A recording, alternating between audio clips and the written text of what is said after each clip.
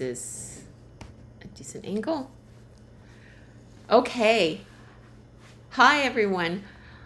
A number of you from last week and also throughout the week, I've had a number of people ask me about pricing, what it should be, what to do, and some specifics actually.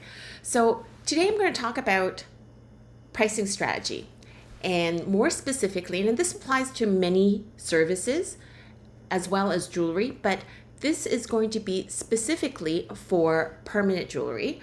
And just to let you know that pricing strategy is not easy, and there are full courses in every single business school to do with pricing strategy. There are multiple actually courses dedicated to pricing strategy alone. And just a little bit background about myself in case you're tuning in for the first time. I'm a wholesaler of premium quality jewelry components and chains, findings, and I have many years of business school. I have an MBA, and I love business strategy. So I hope that you'll find this useful, if not entertaining. And please, at the end of this, let me know. I love to hear comments and your ideas. As well, I'm going to put link below a bit more about our company. Okay, so here we go. What we're going to talk about today, how you should price things, and what you should consider when you are pricing. What you should price it at for specific things, but with an example, so a subset. And then I'm going to talk about what you should do if you screwed up. You've been all over the place and now people are upset, what you can do. And then some business strategies. Either you're going into the market or you're existing, you're trying to defend territory. And this is where I think everyone could relate to. And maybe it sparked some ideas for you that you hadn't thought about. Okay.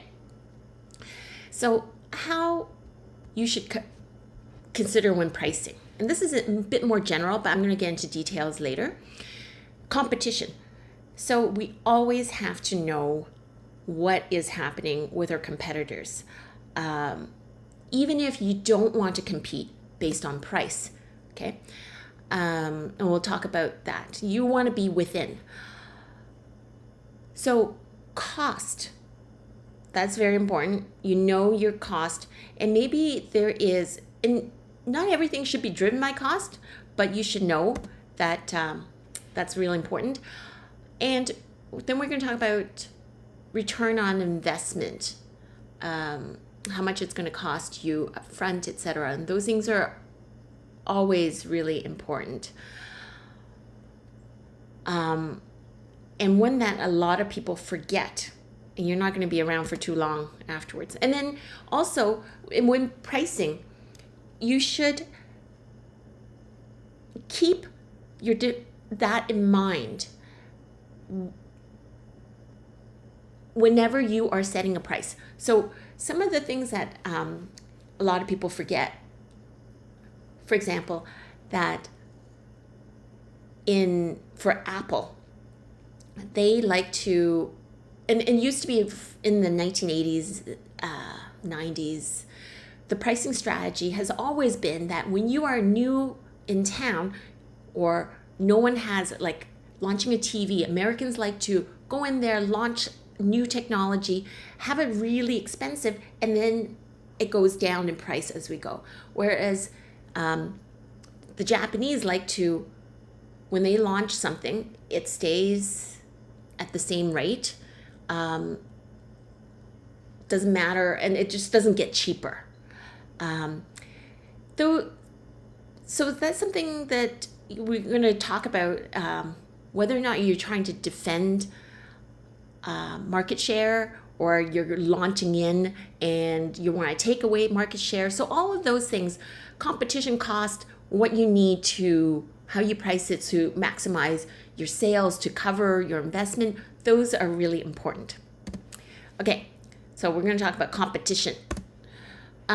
What are others charging? This is on, you want to be within. You do not ever want, and I find this is a service, you never want to be the lowest under most circumstances, but especially service. Somewhere in the middle, and we'll talk about that. So you want to be somewhere in the ballpark. So don't try to be the lowest. So for instance, manicures. Yes, the cost of that little bit of nail polish, it allows you, but can you imagine if you were advertising to be a $10 manicure? Yes, you will get business. You're going to be working like Charlie Chaplin to barely make rent. That's not good for you. And price communicates a lot of quality. And driving down to the bottom basement is never a good thing. So, and the other thing is, if you are pricing yourself really, really high out with a premium, a 10 and 15% premium, or 30 or 100, double the price of anyone else, there are certain situations that works. Because if you're selling an experience. So, but that is something else. And I'm going to say vast majority of people, that is not what you're looking at. Okay, that you're not setting yourself at a premium because you're not the luxury brand. So there are specialty, and we can talk about that some other time. And if you are interested in what do I do to launch, and I want to be a premium brand, or I'm in a neighborhood where it is premium, how can I dominate? Let me know, comment, and if you are interested, I can talk about that next time. Okay, so we're going to talk about cost, real dollars and cents, okay? So the Orion Micro Welder, the entry-level Impulse, is about $2,500 US. That's on average. And I have seen it as high as $6,900 on Amazon, but here, I'm going to put a link. Pepe Tools happens to be one that stocks it, and they might be a little lower than that. They offer specials, but anyway, there's a link. They have very good service. So, and actually there are other machines out there that I'm not sure about the quality, and I've heard mixed reviews, but that's not what I'm going to talk about here. And you can find more about that on a lot of groups, chat rooms for the reviews of the other machines. Okay, so another thing you need to really consider is the venue. You can do markets. There's rent. I think on average, depending on how expensive, it's a 2-day or 4-day thing. There are a number of markets that are well attended that are rent for a booth might be $400 to $500 a day, and up to the ones with large, a huge amount of traffic, trade shows and whatnot. Those run up to about $2,000 a day. So it varies. Boutique, you have rent. The other thing is, so there are pop-ups that you might pay in a boutique for the day, either a share in the cost, or you pay the flat fee, or a share in the profit. So you have to consider the rent, the venue, and how you should build in your cost per bracelet is to estimate how many you can actually do. And after the first couple of goes, you'll know how many bookings that you're able to get through traffic. And if in doubt, say for instance, if you're doing pop-up, ask the store owner if they've had other pop-ups, not what you've done, but what you're doing, the bracelets, but they might have an idea. And then you can build in your cost. Now, time. Okay. Oftentimes people think, okay, it's time that I'm spending there to weld, but there's also booking time, travel time to get there, marketing to get yourself out there, even printing business cards, and after sale customer care. They call up, can I get one more, or how much is it going to cost if I add this or that? And all those things might not happen for the specific sale, or it might be several calls before you get another sale. So build in that you're going to estimate per day, if it's a full-time thing, that you're going to be on the phone arranging customer care, answering questions, build in a couple of hours a day, and you price yourself accordingly. Okay, material cost. So dollars and cents, and I get asked this a lot. The average bracelet, North American wrist, is about 6.5 inches for the adult. If you happen to be certain areas might be much bigger. Sort of varies, but as you can see, it is about 6.5 to 7 for a lot of the pre-made jewelry bracelets with extension chain. It's usually at 6.25 with a 1-inch extension. So that gives you an idea. So the cost with gold filled. Now, mind you, I wholesale, so it's quite a bit of difference between wholesale and retail. I know that my prices, especially for such high quality, it is genuine gold filled. These are wholesale prices. And also you might find things advertised as gold filled. And I'm going to take a moment because this is my beef.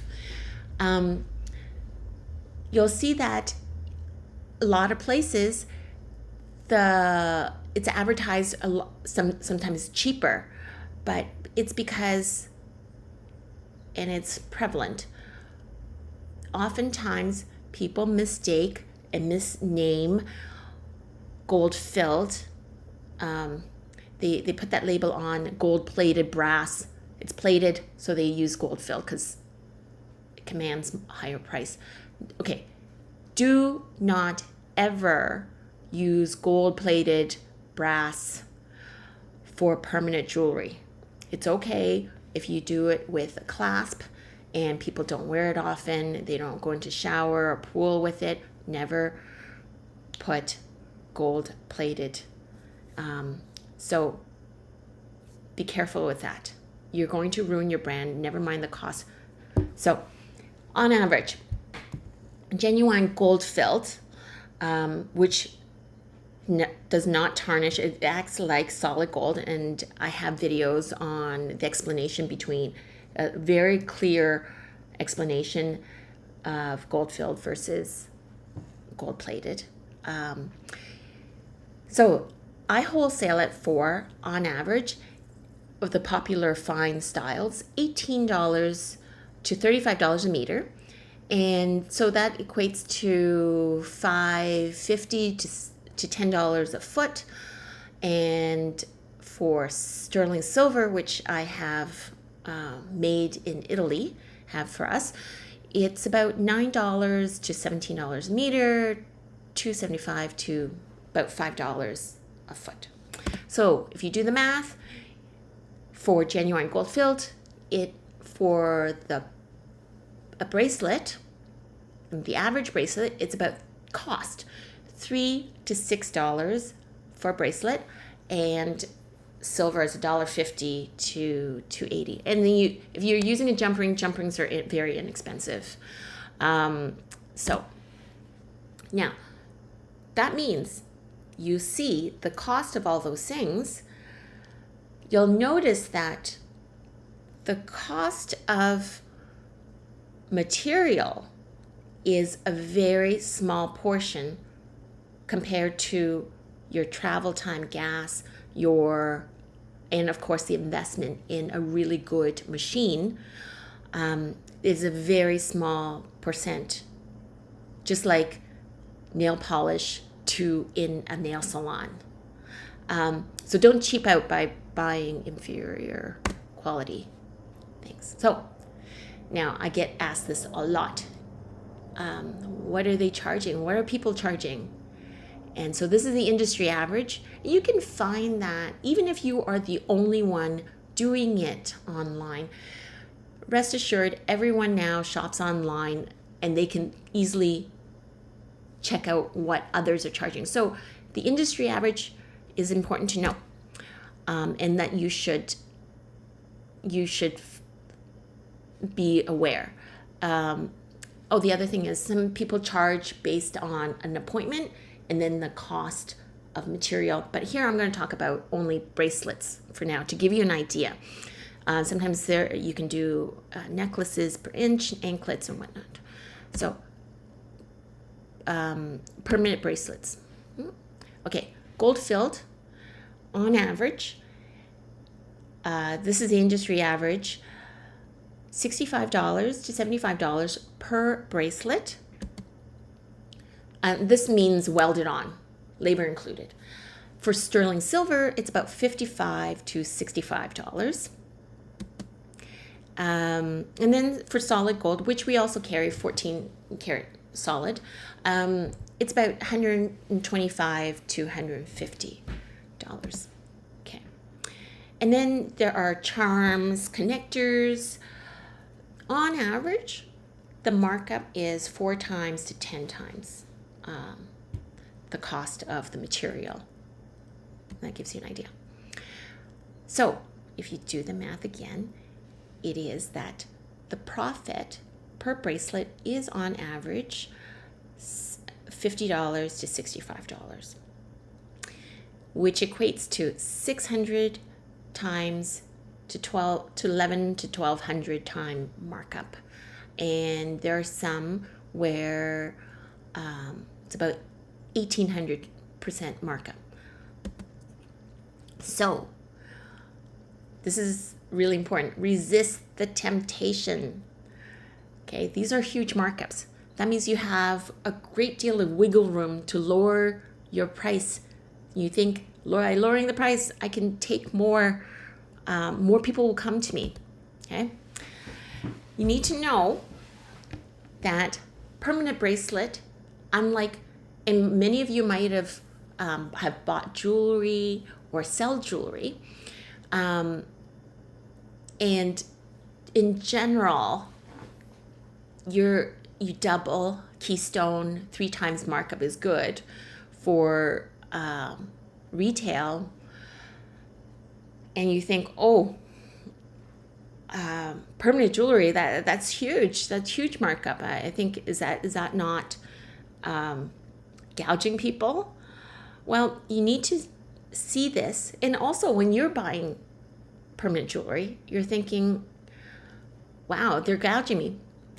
You need to see this actually as permanent jewelry as a service rather than a product, like a nail salon, beauty bars, permanent makeup, where the cost of the material, the nail polish or the ink or hair dye, it is very low compared to the other costs. So the material in most service-related industries, the cost of goods is a lot lower. You're paying for service, the labor. And you have to remember before you go and lower your prices to always remember that price signals, it's a subtle thing and it's tricky. It's more of an art than a science. Price signals quality in many ways, the quality of service.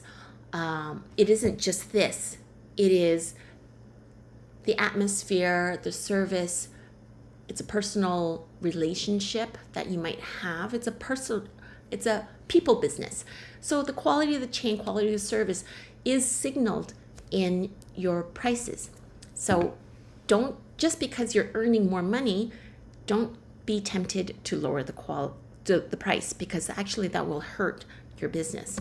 That could hurt your business. Okay, but instead, what do?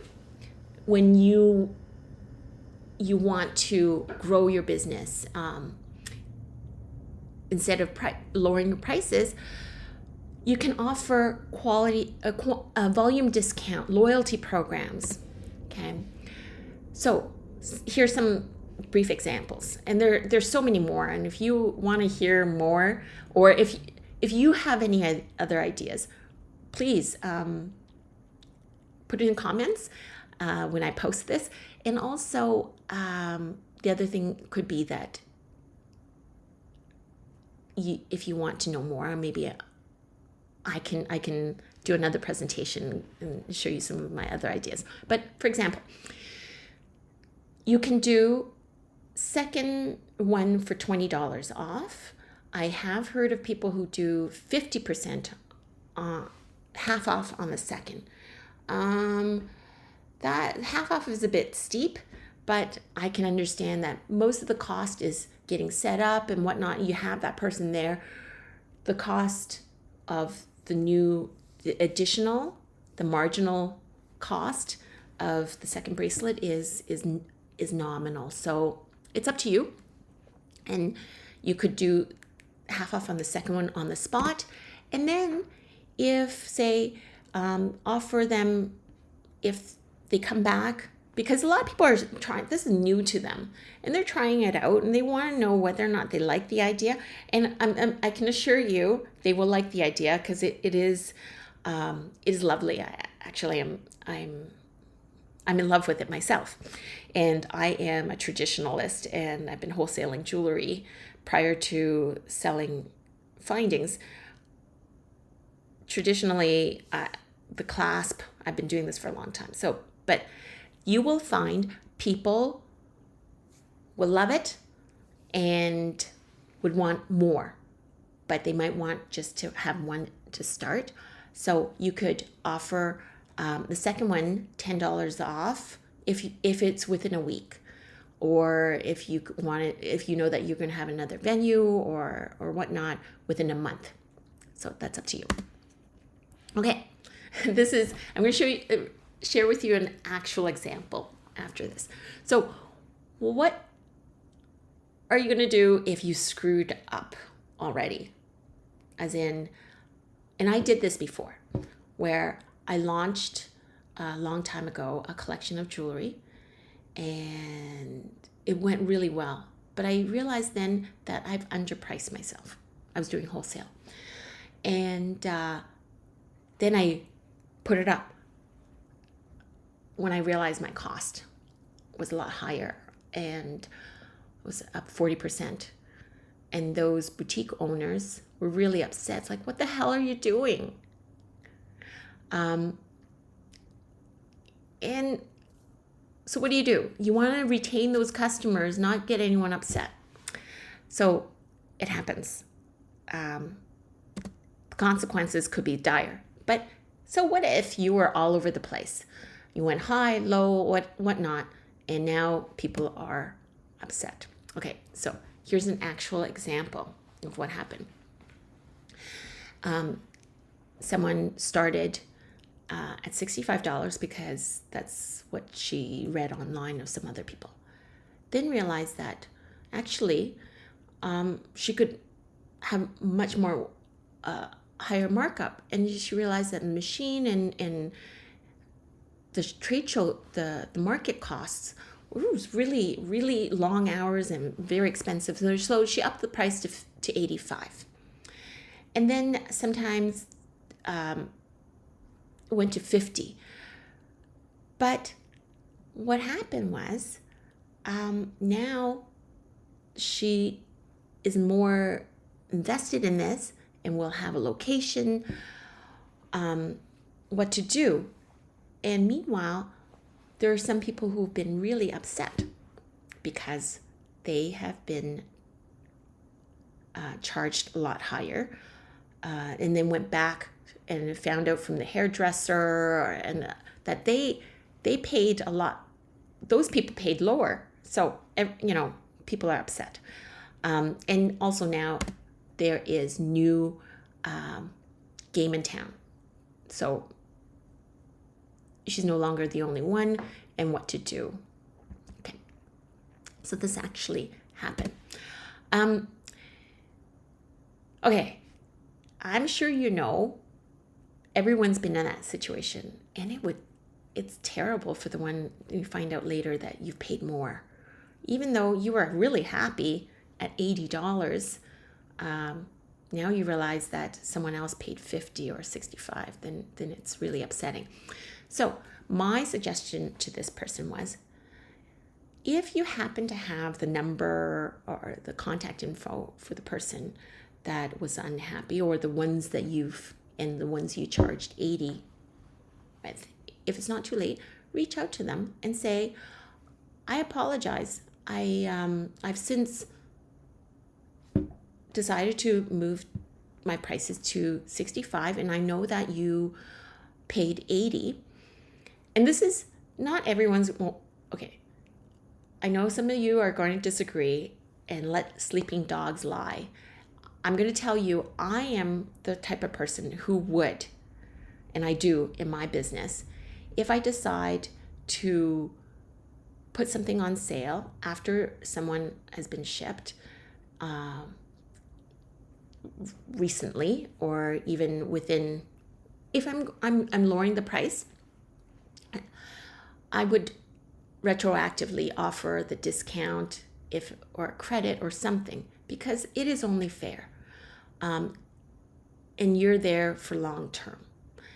If it is the case that you did not record their info, then either advertise, or if they show up, you say, hey, you had that bracelet for me.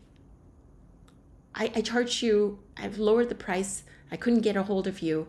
This is what I can do for you.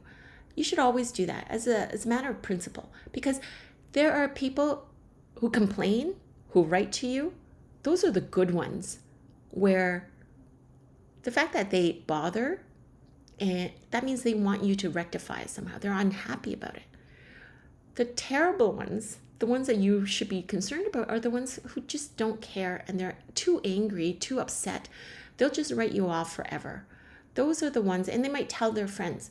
Those are the ones that actually could do the most harm for your business. And I say this for anyone who is into long-term business.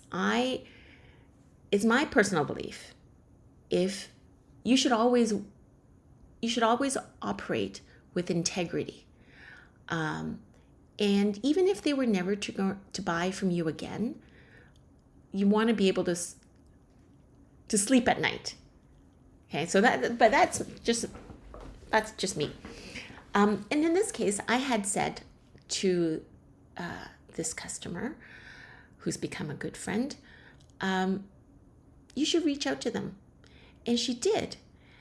And some of them have said, you know what, there's nothing more to talk about. I'm not angry, I'm disappointed, and I don't want another one. I don't want anything for less. I don't even want, I am disappointed. I don't want any free, whatever. Please just refund me the difference. And so this customer, my customer, was upset, rightly so, that is shutting you out. But I, as I was explaining to her, no, This is really important. And it's okay, refund with a sincere apology that, yes, you were all over the place because it's new to you, and sometimes your math isn't or math is not always good, and there's surprise costs all the time. We want to be as fair as possible. And I told her refund with a sincere apology, and it's actually really good because what is going to happen is this person, people are going to be asking, oh, where'd you get that? And how much did it cost? And they'll have a story that they bought it and paid $80, and then found out so-and-so paid 60, and I was really or 65, and I was upset. And then they'll, of course, they're going to ask, so what happened? And I goes, well, she called me and asked me if I wanted, she apologized, wanted to see if I want anything for free to make up for it, or refund the difference. And I told her, yeah, refund the difference. Now, she might think that she blew you off and because she was still upset. Anyone else from the outside would see, hey, the supplier is really fair and made no fuss about it, apologized, and gave refund, even though you've already said you're not buying anything from her anymore. In a different way, that is really important. Our reputation is, especially for product, it's the quality, reliability of the product. For a service, it is that you're fair, and in your service and serve, like after, well, I think I should backtrack. It's all related. You should always be really, really focused on quality, in this case of the chain, but also in your service while that's happening, but also after service care. Okay, so enough of my preaching. Fairness, long-term business is the way you should always do things. Okay. Oh, I had that done. Okay. Here, warrior strategies is my best thing. I love it. So, what do you do? What to do? First scenario, if you're no longer the only game in town, okay, you were there and now there's a threat of new entrant. You defend your territory like a warrior princess. Very important. And how do you do that? Okay, so one of the ways, aside from all the things that we talk about with having great service, reputation, working really hard, opening it territory, maintaining it. What you can do to shore up is, say, sell packages of 10 bracelets at a discount if they buy 10. So you're not lowering your price, thus upsetting those people who've paid $80. But you're selling a package of 10 up front. And it could be for the same person or multiple people, so they can buy that, have their party with their friends, chip in or whatnot, and have a party of it. And you don't have to have a time limit, which is really important actually in this case, because they don't know. They might not be able to gather all the people. But so best if you don't leave a time limit in it. But one of the things is you are locking them in. They're not going to go to someone else, the new person, if they've already prepaid for a few. It doesn't have to be 10, it could be 5 or whatnot. So they're already locked into you, vested. And you can have different plays of this where, okay, you've paid for that the 10 bracelets. And then the charms could be a discount or whatnot because of the loyalty program, right? So when you do that, you're blocking out new entrants very easily. I shouldn't say very easily, but that's one of the things. Even if they have not bought from you before, the fact that you're offering it or on the spot, they've done that, you can have a loyalty program of the next few, but it's much better if you could actually lock them in and have them prepay. Okay. So what if you are the new game in town? Okay. So you're going to take the arena like a gladiator. How do you do that? Well, say if you do not, you have it, and even if you have a salon, you have a boutique, do pop-ups in other areas. Okay? Other parts of the city, location, neighborhood, and whatnot. Hand out cards, as many as possible, so that you're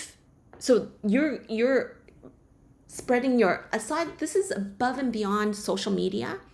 Those are given that you have to do, but have the pop-ups, hand out business cards, your loyalty programs and whatnot. And even if you have a location, have them, then they can come to your location later. But the thing is, you are going to different territories. The other thing is, well, the pop-ups, how do I get to the pop-ups to be able to do that? Well, rest assured, there are many places, salons, stores, boutiques that are testing this out. They're not, or they don't have any interest or want to invest in the machine, having that, the asset. You can offer any sort of split, 50-50. So you provide the service plus the material, and they provide the venue, they book in advance. You can do a split of 50-50, 60-40, whatever. But you already, and there's very little work for them, especially in salons and boutiques. There are neighborhood, they already have the regular clientele. And it's another reason for them to call up their clients to come in and have an event. So they're motivated to do this. You have to do the legwork, put in a lot of elbow grease, but you go in to different territories, present yourself, do this, split the profits, and you can have it on a regular basis. But even if you have your own location, don't do the bookings and let them know for Monday through whatever certain days, and then that is when you go out and you bring in territory. So I think that is the end of my presentation today on this. I hope you like that. I would love to have any sort of feedback from you and what you'd like to hear. And especially if you have some ideas to share. But again, thank you very much for all the support and comments. And especially all those people out there who have been buying our components to make all of this possible. But even if you don't and are unable to at this point, keep me in mind for the future. And now you probably know a bit more about me and how our company, we're very focused on quality, and I believe in fairness is really important to me, and quality of service. So let me know what your thoughts are, and I will see you another time.